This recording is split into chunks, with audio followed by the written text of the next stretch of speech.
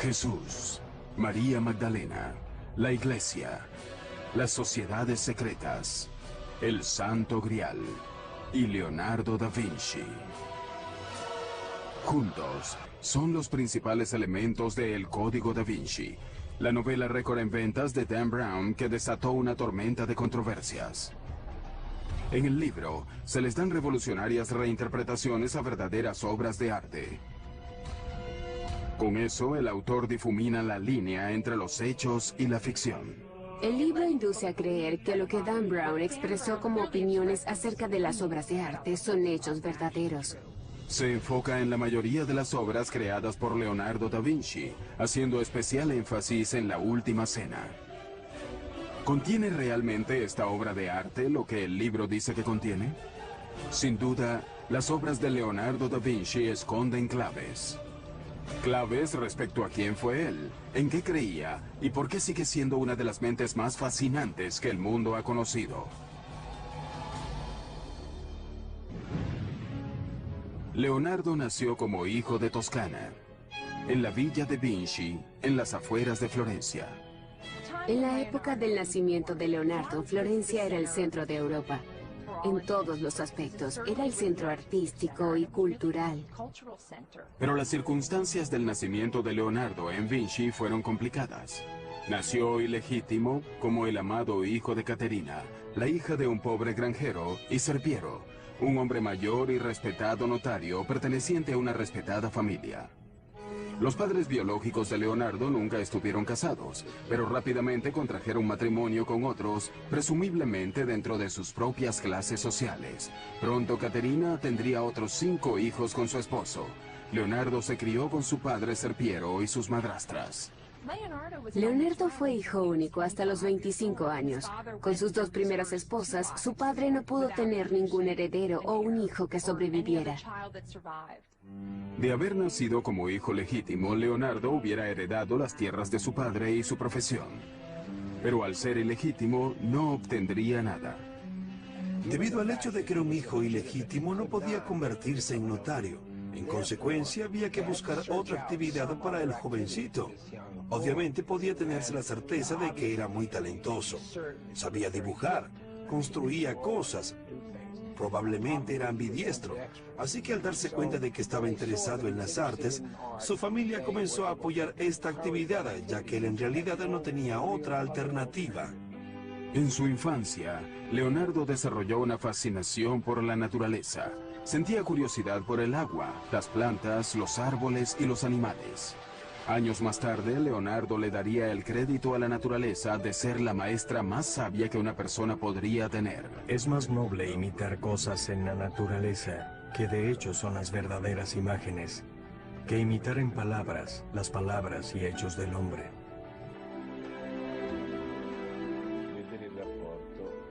La relación de Leonardo con la naturaleza que rodeaba a Vinci fue muy importante porque le aportó mucho a la evolución de su pensamiento y en consecuencia de su trabajo.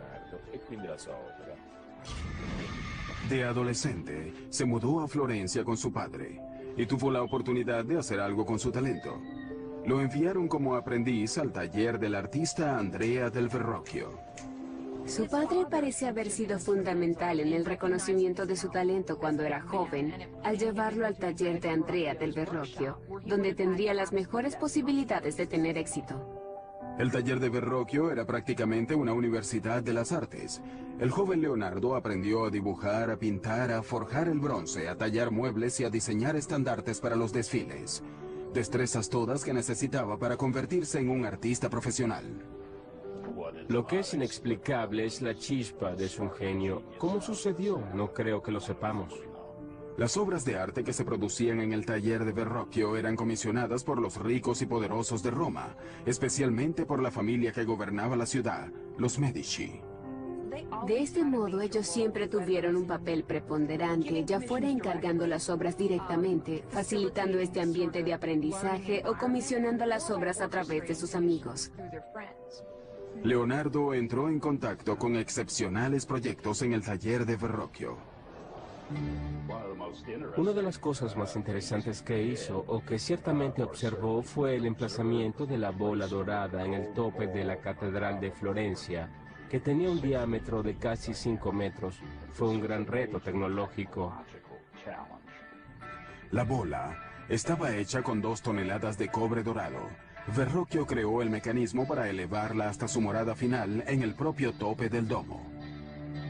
Este logro de la ingeniería causó un sólido impacto en el joven Leonardo.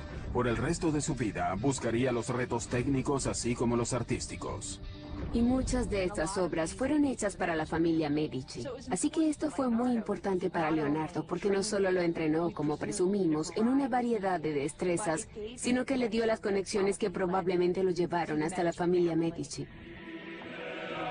Para la edad de 20 años, Leonardo completó su aprendizaje con Verrocchio y se registró en el gremio de pintores de la ciudad, un paso necesario para convertirse en artista profesional. Bajo el ala de Verrocchio, él completaría su primer trabajo notable. Le asignaron el trabajo de pintar un ángel en el cuadro de Verrocchio, El Bautismo de Cristo. Sin embargo, fue la contribución de Leonardo la que resaltó. Por primera vez en la historia de la pintura, Leonardo representó una figura volteada hacia el espectador. Esto fue una especie de revolución en la historia del arte. Porque hasta ese momento, cada figura, cada persona se representaba frontalmente, de una manera estática, arcaica y medieval. Esto introdujo el movimiento en las figuras. Llega Leonardo, pinta la cabeza del ángel en el bautismo de Cristo. Y Verrocchio dice, ¡ay Dios! Aquí hay alguien que pinta mejor que yo. Cuenta la leyenda que Verrocchio se sintió tan avergonzado por la superioridad de la pintura de Leonardo que nunca volvió a pintar. Hay algo de verdad. La esencia de la historia es cierta. Él superó a su maestro a muy corta edad. El otrora chiquillo campesino se estaba forjando un nombre como talentoso pintor. Leonardo comenzó a ver cómo sus destrezas podían ayudarlo a tener éxito. Pero pronto, una acusación anónima pondría su éxito en riesgo. Leonardo da Vinci ahora tenía 24 años y ya se estaba transformando del hijo ilegítimo de un notario a artista legítimo. Como renombrado pintor de Florencia, él alcanza el rango de Botticelli, Ghirlandaio y Rafael. Para este momento se dice que Leonardo ya había terminado algunas pinturas notables, la Anunciación y un retrato de Ginevra de Benci. Había tenido un gran aprendizaje en el estudio de Andrea del Verrocchio. Sus técnicas e ideas estaban evolucionando, pero la competencia era feroz. Había una gran competencia en términos de pintores en Florencia hacia las décadas de 1470 y 1480, pero Leonardo estaba en ventaja debido a su asociación con la familia Medici. A lo largo de su vida, Leonardo desplegaría un talento para cultivar tales contactos, un rasgo que le fue de mucha utilidad. También comenzó a documentar su explosión de ideas en sus cuadernos. Leonardo apuntaba todas las ideas que tenía, todo lo que leía o escuchaba en las calles, a sus amigos. A veces es absolutamente difícil saber si una idea es suya o es una cita que está haciendo. Hoy, los legendarios cuadernos de Leonardo están ensamblados en lo que se conoce como códices. Para el final de su vida hay 20 volúmenes de ellos, cada uno con cientos de páginas. Los cuadernos son fragmentarios, son contradictorios, tienen todo tipo de material, a veces de temas bastante diferentes en la misma página, y son absolutamente la antítesis de las notas que uno, como buen estudiante, tomaría en una universidad. Simplemente él nos inclinaba a ser un pensador sistemático. Él tomó muchas notas sobre arquitectura, sobre ciencias, escribía acerca de ópticas y de perspectiva, escribía sobre botánica, sobre anatomía y sobre geología. Pero los temas eran tan diversos como ingeniería y armamentismo. elementos que eran prácticos para Leonardo en términos de las comisiones y posiciones que esperaba obtener. Algo sorprendente acerca de ellas. La extraña caligrafía de Leonardo. Casi todas las palabras están escritas al revés, de derecha a izquierda. ¿Es esta una manera en la que Leonardo encriptó sus notas, como concluye Dan Brown en su novela El Código da Vinci? El hecho con esto es que si eres zurdo como yo, la manera natural en la que tratarás de escribir será de derecha a izquierda. Uno no empuja la pluma, uno ala la pluma. Y es posible que lo hiciera de esta manera porque no tuvo una estricta maestra de primer grado que lo obligara a hacerlo de la manera contraria. Además, esta es una pobre codificación. Su caligrafía es totalmente legible con el uso de un espejo. Creo que fue una peculiaridad que desarrolló simplemente porque le resultaba más fácil. Algunos de los estudios de sus cuadernos distan mucho de ser bellos. Algo muy claro en Leonardo es ese contraste acerca de cómo se reconocen las cosas. En otras palabras, para conocer lo bello tienes que conocer lo feo y viceversa. De lo que probablemente se trata en las figuras grotescas es básicamente de observar la variedad de posibilidades en el mundo biológico. Si el pintor desea ver las bellezas que lo cautivarían, es el maestro de su producción. Y si desea ver las monstruosidades que podrían aterrorizar o ser bufonescas y risibles o dignas de conmiseración, entonces es su Señor y su Dios. Los cuadernos capturan una mente en perpetuo movimiento, pero aportan muy pocas claves acerca de su vida personal. Para Leonardo esto no se asemejaba a un diario, así que sabemos muy poco de sus relaciones interpersonales, aparte de lo que podemos deducir a partir de la evidencia periférica. Uno de los asuntos que queda sin aclarar es respecto a la sexualidad de Leonardo. Lo que sabemos es que cuando tenía 24 años, Leonardo fue repentinamente detenido por la policía secreta de Florencia. Alguien lo había acusado anónimamente de sodomía con un hombre de 17 años. Si la acusación fue cierta o no, es imposible saberlo. Pero Leonardo se sintió humillado y en peligro. El castigo por sodomía podía ser tan simple como una multa o tan extremo como una ejecución. 2 meses después, Leonardo fue llevado a juicio, pero no encontraron evidencias en su contra. No se presentaron testigos, y tan rápido como aparecieron, los cargos fueron retirados. Pero fue un aterrador llamado de alerta. Esto parece sugerir que al menos desde el principio se creyó que Leonardo era homosexual. Es posible que él haya tenido algún tipo de relación con hombres, pero en el contexto del taller de un artista en el siglo XV, eso quizás no fue una gran cosa. Sin embargo, en sus escrituras, Leonardo parece desdeñar el sexo en general. El acto de la cópula y los miembros que en él participan son tan grotescos que si no fuera por los rostros y adornos de los actores y los impulsos sostenidos, la raza humana se extinguiría. A medida que fue madurando, perdió completamente el interés en el sexo. Solo se centraba en su misión como artista y científico.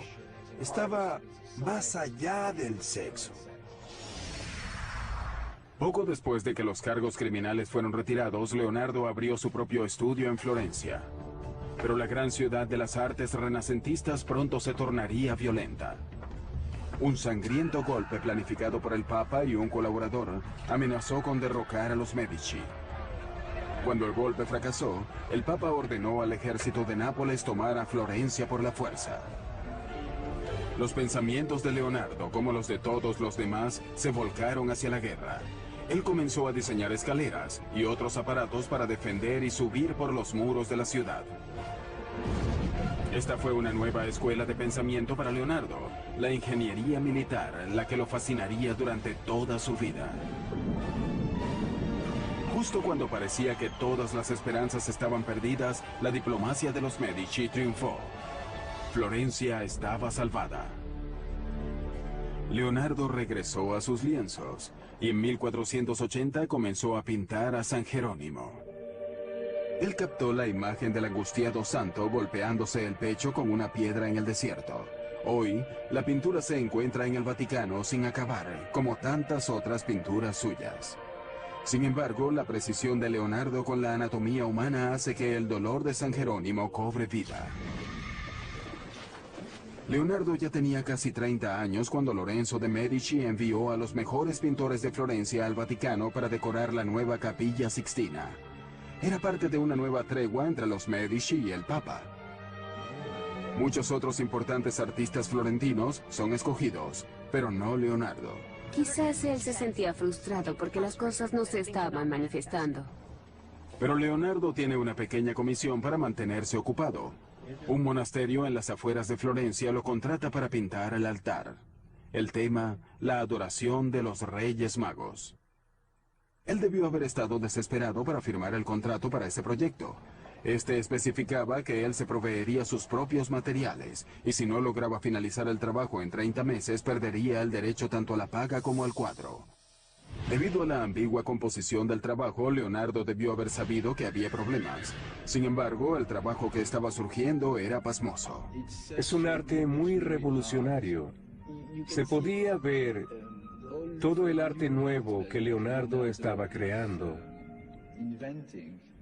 Pero quizás era demasiado innovador hasta para él mismo, y lo dejó sin terminar. Sin embargo, es probablemente la primera pintura verdaderamente moderna de la historia. La estructura triangular del grupo del primer plano se convirtió en un principio absoluto del arte del Alto Renacimiento. Hay énfasis en la diversidad, el viejo, el joven, el calvo, el barbudo. Y hay una idea que él más tarde asentaría en sus cuadernos, y es que las figuras deben pintarse de los huesos hacia afuera. Y si notamos el lado derecho del cuadro, hay un hombre anciano que podríamos jurar que es una calavera. En el borde del cuadro, hay un joven volteado que no está mirando a Jesús. Se cree que era un autorretrato del Leonardo de 29 años. Leonardo le dedica un tiempo extraordinario a la pintura. Sin embargo, nunca finaliza la adoración de los Reyes Magos. En el Código da Vinci, que es después de todo una obra de ficción, Dan Brown discute la adoración de los Reyes Magos, insinuando un descubrimiento moderno debajo de cientos de años de pintura. La realidad es un poco distinta. La verdad es que hace varios años el cuadro fue removido para hacerle un diagnóstico con la intención de restaurarlo. Y hasta donde sabemos no se hicieron cambios, ni se encontró nada subversivo debajo del cuadro, excepto para sugerir que quizás se realizó algún retoque posteriormente. Hoy, la adoración de los Reyes Magos se encuentra en la Galería Uffizi, en Florencia, expuesta al público, sin restaurar y dependiendo de a quien le crea usted, tal cual como Leonardo la dejó. Pareciera que el cuadro fue abandonado porque Leonardo se distrajo con algo fuera de los muros de Florencia. Algo que pondría a prueba sus habilidades, y no como pintor. Con la esperanza de dejar atrás sus dificultades en Florencia, Leonardo da Vinci decidió mudarse a Milán, Italia. Milán, la más septentrional de las ciudades-estados de Italia, era vulnerable a los invasores extranjeros. A diferencia de Florencia, conocida por las artes, Milán era un centro de producción de armas y tecnología militar. Leonardo esperaba tener nuevas oportunidades allí. Pero para tener éxito, él debía forjar lazos con el hombre más poderoso de Milán, el duque Ludovico Sforza, alias el Moro. Leonardo tenía ya más de 30 años cuando llegó a Milán. Había dejado a Florencia porque se sentía totalmente infeliz allí, pero también porque había escuchado que Ludovico, el Moro, quería construir una estatua muy grande para honrar la memoria de su padre. Leonardo escribió una osada carta al duque ofreciendo sus servicios no como pintor, sino como ingeniero militar. Esto es una verdadera desfachatez. El hombre aseguraba que podía hacer todo tipo de cosas. Estas tenían principalmente que ver con tácticas de guerra, armas y defensa. Y él decía, yo puedo hacer todas estas cosas. Y es muy interesante porque a mitad de la carta cambia a tiempo futuro. En otras palabras, nunca las había hecho. Nunca había hecho nada de lo que decía, así que esta era una de sus grandes habilidades de autopromoción. Entonces llegó el final y dijo, postdata, figurativamente hablando, también puedo hacer arte para usted. Puedo hacer el gran caballo en memoria de su padre. La carta de Leonardo detallaba su propuesta de diseño de fortalezas, construcción de cañones y maquinaria de sitio. Uno de sus conceptos se adelantó cientos de años a su época. Inspirado por una caparazón de tortuga, Leonardo diseñó un tosco tanque. Su exterior estaría fabricado de placas de metal, curvadas para esquivar el fuego enemigo. Unos pequeños agujeros le permitirían a los hombres que estaban dentro de volver al ataque. La verdadera innovación sería la manera como se movilizaba. Una manivela movida por hombres o caballos impulsaría las 4 ruedas. Pero si el tanque se construía como estaba diseñado, las ruedas girarían en la dirección opuesta y el tanque no iría a ninguna parte. ¿Fue acaso un error de principiante de Leonardo? ¿O fue algo hecho de manera intencional para impedir que otros le robaran la idea? Es algo que nunca sabremos. Sus otros diseños militares mostraban crueles maquinarias asesinas para destrozar a las tropas enemigas. No eran realmente prácticas, sino que eran armas de terror. El duque se fijó en Leonardo. Sin embargo, su primera comisión oficial no tuvo nada que ver con la defensa. Ludovico Sforza quería que Leonardo pintara un retrato de su amante, Cecilia Gallerani. No era para eso para lo que Leonardo había ido a Milán, pero la proximidad con el poder siempre da buenos resultados. Y él encajaba bien en la corte de Milán. Leonardo funcionó bastante bien en una atmósfera cortesana. La pintura de Leonardo captó la luminosa belleza de la joven amante del duque. El armiño en sus brazos es una insinuación visual del apellido de Cecilia Gallerani, que suena como la palabra griega para armiño. Pero Leonardo frustraba a sus otros patrocinantes con su testarudez. Cuando lo contrataron para crear un altar en honor a la Inmaculada Concepción, usando colores e imágenes específicas, en vez de eso, él desató su imaginación. Nada como eso se había visto nunca en la pintura italiana. Tenemos un cuadro extraño con una configuración triangular. La Madonna con el niño y el niño bendiciendo a San Juan. Y ese extraño ángel semejante a una esfinge. En un ambiente de estalagmitas y estalactitas, húmedo y seco, lleno de claros oscuros. La Virgen de las Rocas es una imagen inquietante, totalmente distinta a la que se suponía que debía pintar, y Leonardo no la terminó, al menos no en ese momento. Le tomaría años, pero Leonardo finalmente logró hacerse de la confianza de Ludovico Sforza, quien lo nombró ingeniero de la corte. Sus responsabilidades incluían cualquier cosa desde diseñar la plomería interna hasta crear los trajes de los pajes de la corte. Incluso desarrolló un plan para un escenario giratorio. Leonardo estaba muy feliz en Milán. Ludovico el Moro lo dejaba hacer exactamente lo que quería. Estaba en una posición muy cómoda. El castillo del duque ya era una fortaleza formidable, pero Leonardo comenzó a diseñar planos para reforzarlo. La siempre presente amenaza de guerra exaltaba la imaginación de Leonardo. Él diseñó un puente colapsable para mantener a raya a sus enemigos, una ametralladora primitiva e incluso un lanzallamas. Finalmente, Ludovico Sforza le dio a Leonardo el premio que éste había estado esperando, la comisión para construir una enorme estatua ecuestre del padre del duque. Leonardo comenzó dibujando modelos reales. Estaba fascinado con los caballos. Dibujaba caballos por todos lados. Primero quería un caballo corcoveando, pero luego se decidió por un caballo al trote que, desde el punto de vista de la estática, era lo que podía lograr. Sforza deseaba que este fuera el más grande monumento ecuestre que el mundo hubiera observado. Basándose en los bosquejos, pareciera que Leonardo deseaba ser el caballo, sin el jinete, de unos 6,5 metros o 7 metros de altura. Los retos técnicos eran asombrosos.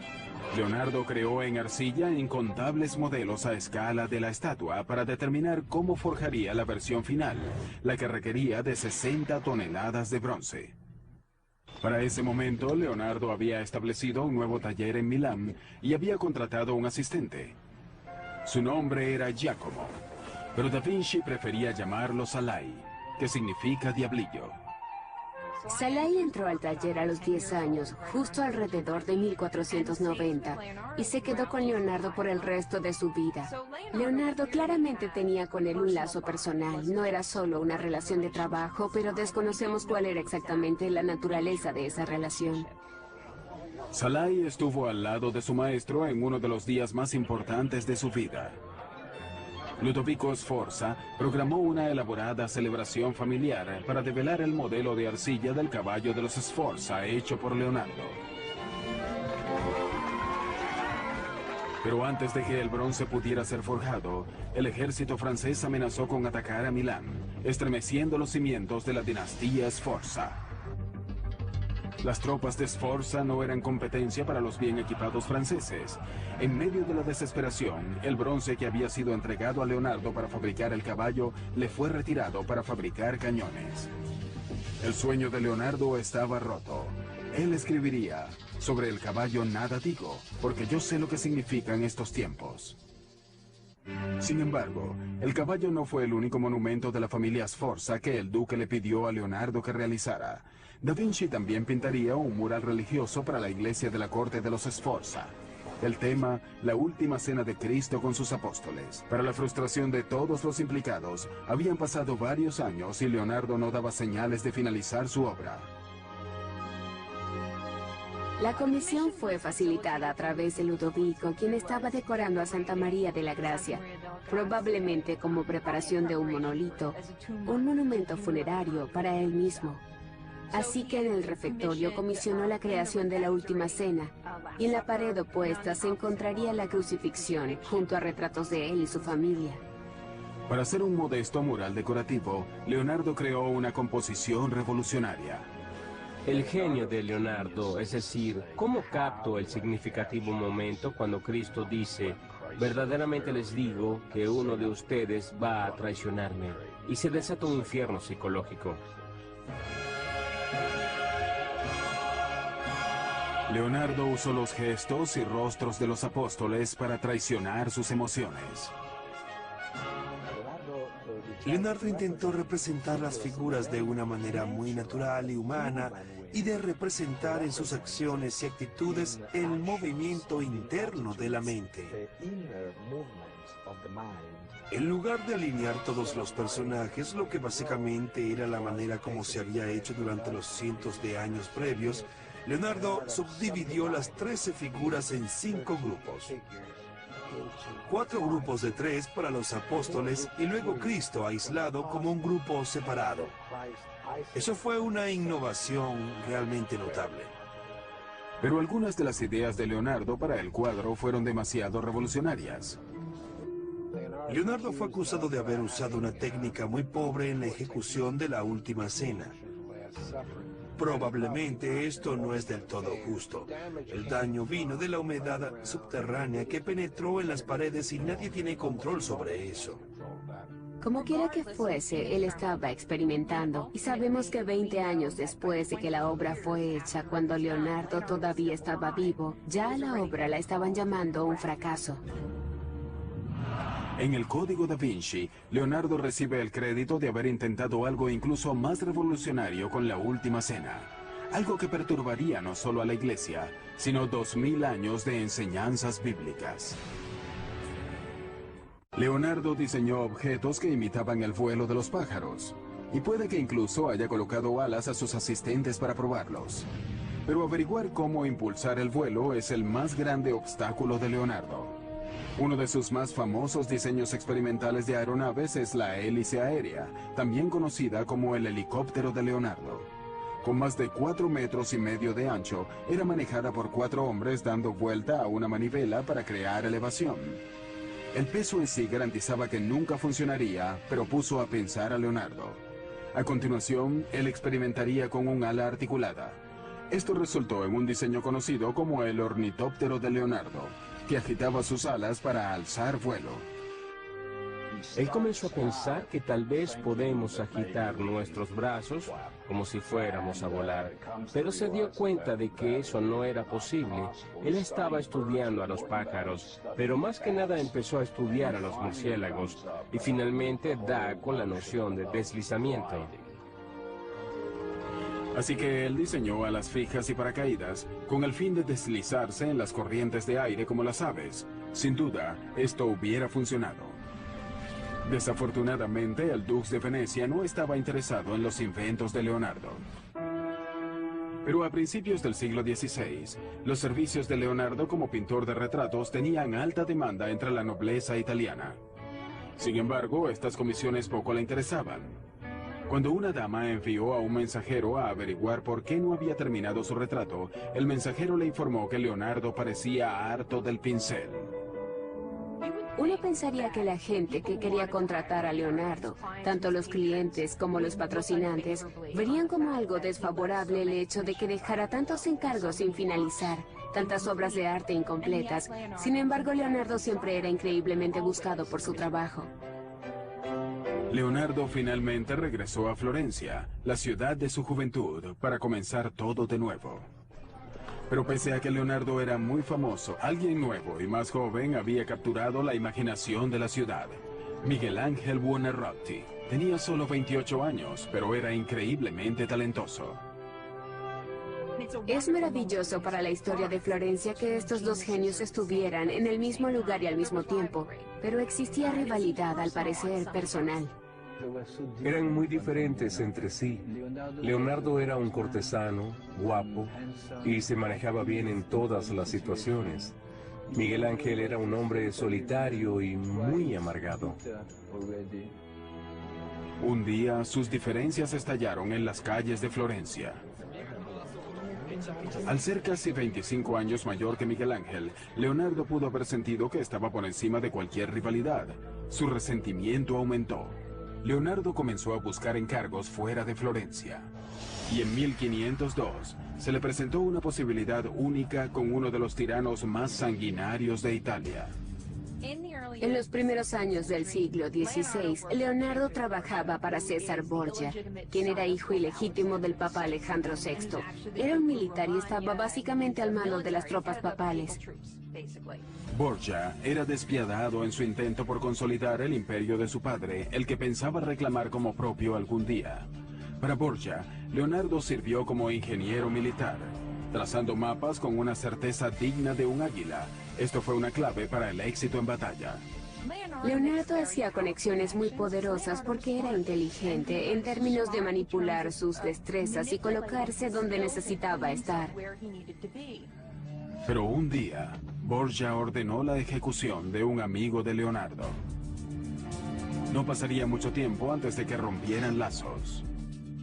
En el verano, Leonardo regresó a Florencia y una vez más tomó su pincel. Comenzó un retrato menor que se convertiría en la pintura más celebrada de la historia del arte.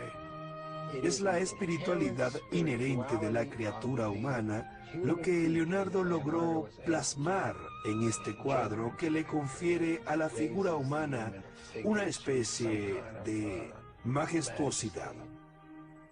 Se ha dicho que la Mona Lisa tenía ictericia, que era una mujer embarazada, que era un travestido, pero lo cierto es que la Mona Lisa es un gran cuadro. Según recuentos de los primeros biógrafos, la Mona Lisa es un retrato de Lisa Gioconda, la esposa de un mercader. Pero eso está muy lejos de ser cierto. Para Leonardo, la Mona Lisa siempre fue un trabajo en progreso, un intento de perfección. Es un retrato que nunca fue entregado a quien quiera que lo haya encargado. Leonardo se quedó con él hasta el final de su vida.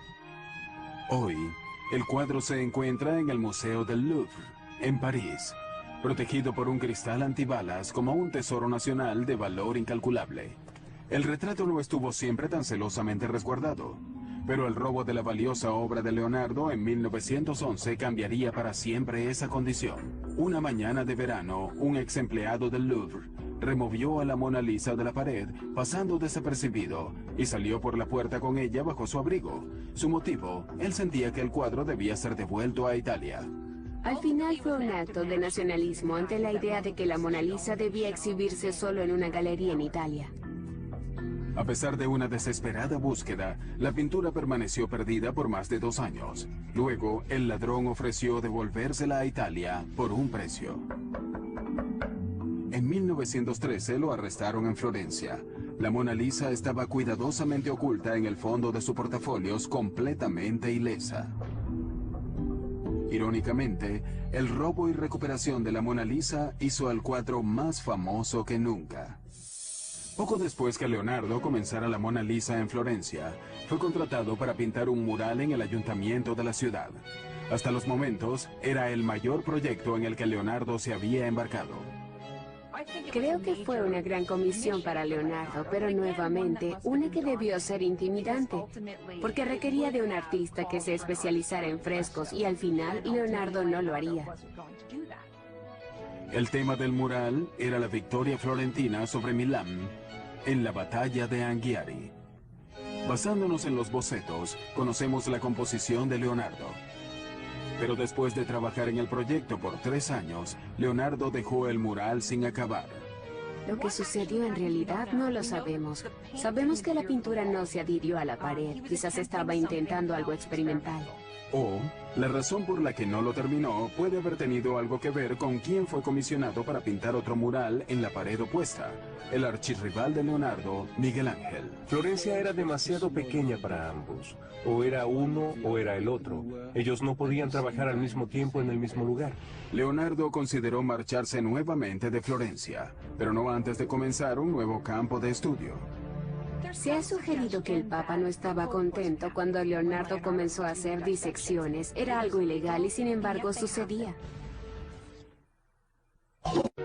Ahora, con más de 50 años, el interés de Leonardo da Vinci en la perfección artística lo llevó a una sorprendente dirección científica: la disección de cadáveres humanos. La idea era que para representar el cuerpo humano tenías que entenderlo de los músculos hacia afuera para así poder cubrir los músculos de piel y la piel de ropa. Como nunca fue un hombre religioso, no le importaba cortar un cuerpo muerto para, de este modo, detallar sistemáticamente cada parte del cuerpo humano. Uno podría desanimarse ante la idea de pasar la noche en compañía de esos cadáveres desmembrados, desollados y horribles a la vista. La curiosidad finalmente lo llevó al lecho de muerte de un hombre centenario. Leonardo esperó pacientemente que el anciano falleciera para de este modo investigar la causa de la muerte. El resultado de su autopsia, el primer caso de arteriosclerosis, endurecimiento de las arterias documentado en la historia. Leonardo lo averiguó comparando el sistema circulatorio del anciano con el de un niño. Sus estudios anatómicos fueron increíblemente certeros. Pero lo que para Leonardo es científico, para otros es repulsivo. El acceso a los cadáveres es un problema constante. Años después, los oficiales de la iglesia se enteraron de sus autopsias y pensaron que había ido demasiado lejos. El Papa prohibió las disecciones de una vez por todas. Finalmente, un cuadro del pasado de Leonardo lo lleva de vuelta a Milán. Después de más de 20 años, le piden que regrese a terminar La Virgen de las Rocas y a supervisar la elaboración de una copia. ¿Cuál versión es cuál? La versión del Louvre es la más antigua de las dos versiones. Está más en concordancia con el estilo florentino tardío de Leonardo. El cuadro que está en Milán es probablemente la copia. Fue hecha alrededor de 1508 y terminó en la Galería Nacional de Londres. A pesar de su reputación como pintor, a medida que Leonardo fue envejeciendo, sus cuadernos se convirtieron en su verdadero legado.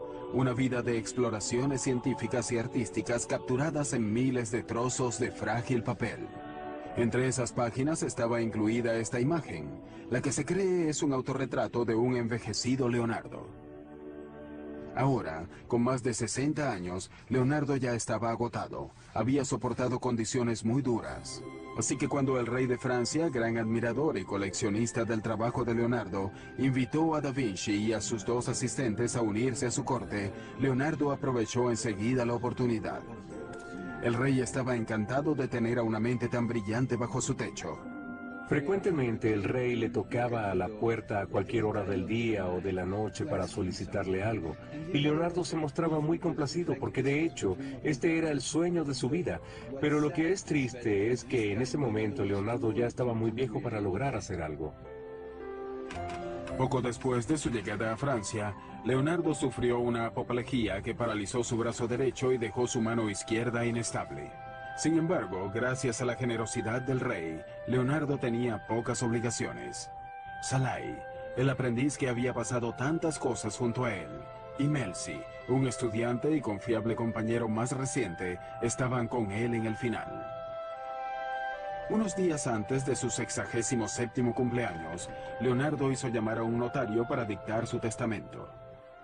Y según cuenta la leyenda, que a pesar de que nunca había sido particularmente religioso, Leonardo tuvo un súbito cambio de opinión. Es imposible saber si en su lecho de muerte él se volvió religioso, si quiso saber todo lo que debía saber acerca de la religión y el catolicismo y si confesó sus pecados. Se ha dicho que Leonardo falleció en los brazos del rey Francisco I.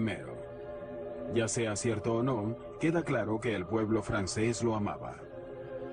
Al igual que un día bien transcurrido trae un sueño feliz, una vida bien vivida suele traer una muerte feliz. En su testamento, Leonardo planificó su propio funeral, lo que no necesariamente es algo atípico. Pero queda claro que Leonardo también planificó que se oficiaran muchas misas, 3 misas mayores y 30 misas menores en 4 iglesias diferentes, y luego él sería llevado por el diácono y el subdiácono a su última morada. Después de la muerte de Leonardo, los cuadros y cuadernos que siempre, incluyendo la Mona Lisa, tenía con él, fueron legados a sus asistentes. Con el correr de los siglos, han encontrado su lugar en colecciones en todo el mundo. No es imposible que en algún lugar todavía se encuentren estudios, bocetos, o incluso un cuadro que pueda pertenecer a Leonardo. Todavía es una cacería de tesoros. Está fuera del salón ahora, al teléfono por $28 millones.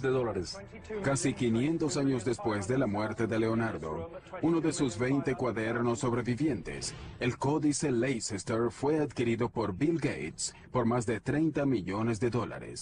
Desde entonces, ha sido públicamente expuesto en distintos lugares del mundo. En 2006, un estudio de los cuadernos y bocetos de Leonardo produjo nuevas e interesantes pistas forenses acerca del maestro del Renacimiento. Parece que Leonardo dejó huellas parciales y completas en la pintura y tinta de muchos de sus trabajos.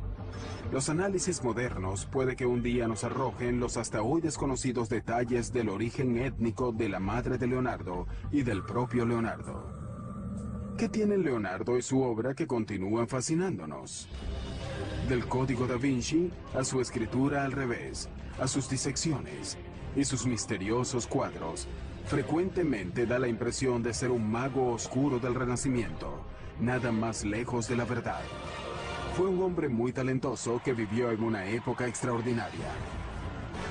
Si vemos la magnitud de la vida de Leonardo, vemos que él es más científico que pintor.